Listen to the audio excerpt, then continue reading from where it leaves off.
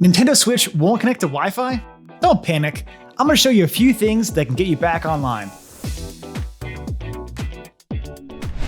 The first step to get a better Wi-Fi connection is simply to move your Switch closer to your router. If you're in portable mode or your dock is far away, try a different location and see if your connection improves. Also be sure to test your home's Wi-Fi connection on your phone or another device to make sure it's connected to the internet.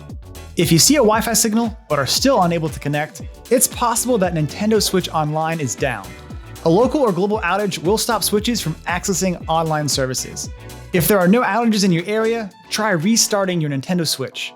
To do this, hold down the power button to open the power menu. Select Power Options and choose Turn Off to power the system down. Wait 30 seconds and then press the power button again to turn it back on. Now check to see if your Wi-Fi is reconnected. The next step is to restart your modem and router. Unplug them and wait for about a minute. Then plug them back in and wait for your modem and for your router to come back online. Now check to see if your Wi-Fi is reconnected. For professional help fixing your tech, visit Asurion.com and don't forget to like and subscribe to our channel for more tech tips.